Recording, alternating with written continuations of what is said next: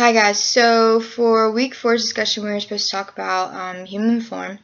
So for the first question, what do you notice about evolution of the human form in different forms of art? So I noticed that the artwork became more defined. It also becomes like more detailed as well. Because the tools and materials become more advanced to create more detailed and more highly definition sculptures. The sculptures also become, and the paintings become like larger as well throughout the progression of civilization. So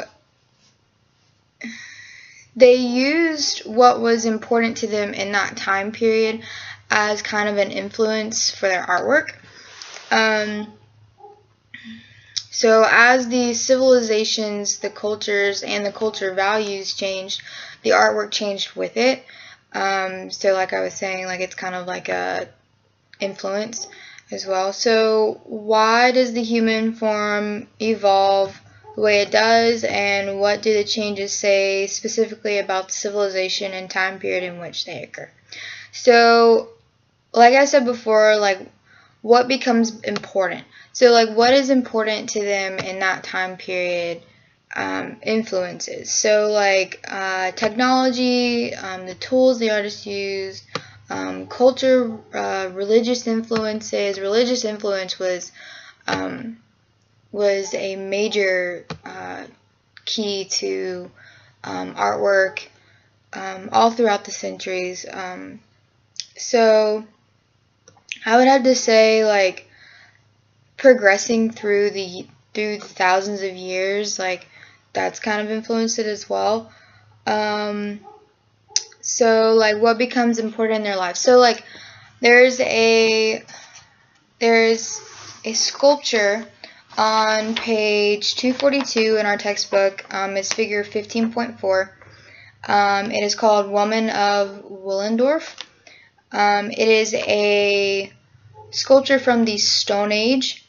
It's actually a religious artwork, but it's actually like, I kind of see it as like what a man's perspective of like the ideal woman is. So basically, like all that they really needed was a woman who, or what was really ideal, not what they really needed, but like what was ideal was like a woman who could fertile children, who could give them children and take care of them and all that stuff. So like this sculpture is a larger woman with large breasts and large hips, large stomach, large thighs, but there's a face, but there's no eyes, no hair, no mouth, no nose, no ears, nothing. So it's basically saying like it doesn't matter what the woman looks like as long as she can produce a child for you. She's important. So, and that's kind of change where like, well, like the attention to detail. So like there's a belly button. There's, there's detail on, kind of like outlining where the legs are, where the arms are, the breast, everything. So there's detail there. There's attention to detail. But then if you flip forward to, and that was in the Paleolithic period. So that was back in the Stone Age. So if you flip forward to around like the Greek mythology stage, I guess you could say, there is a sculpture on page 259. It is figure 16.5, and it is called Venus de Medici. I'm guessing, I don't know. So it is it was from 3rd century BCE. It is a nude woman. Some little details about it is nude goddesses were unknown in previous periods. Its refined profile and modest pose are features of the Greek idealization of human figures. The figure came to represent a feminine ideal and has strongly influenced many artworks since that time, down to the feminists of the 20th century who rebelled against it. So she is a nude woman, just like the other sculpture, but this sculpture is more defined. It's more there's a face on this woman. There's hair, there's mouth, eyes, everything. But she's actually covering up. She's covering one breast, and she's covering up her private part, and it's just kind of showing like a modest way, sort of.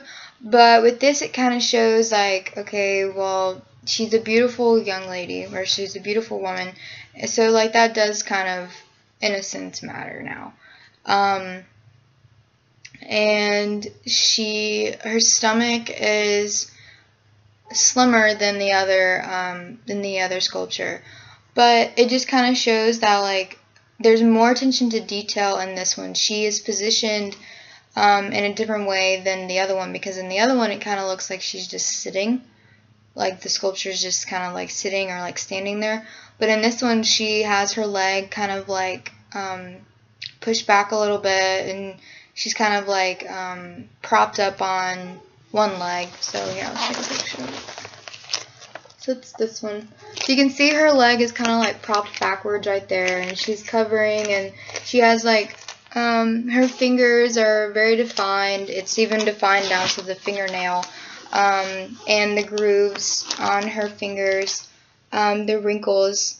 But there's no like, it's a smooth finish on the face. So there's no lines, no wrinkles, no bags, no nothing. But on the neck, there's like a little, like some of us have like a little wrinkle right here or whatever up underneath of our neck. And there's that. There's also in her stomach, she has like a little, she has a lot of definition on her stomach. She, it's kind of like a stomach that a regular woman would have. I mean, and her knees are defined as well. Her toes, toenails, the grooves in her toes, the wrinkles, everything.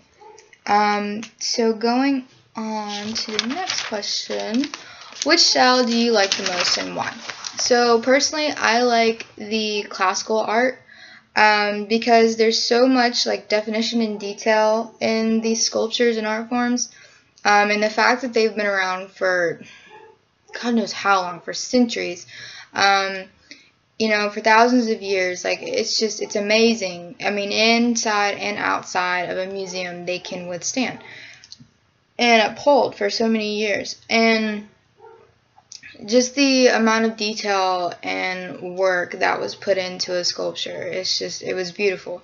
And they are beautiful. They're beautiful works of art, and you just have to kind of appreciate that much detail and that much hard work on a piece of art, because this person's idea of, you know, what's beautiful or what they think or how they feel, like, goes into this. So you just really appreciate it.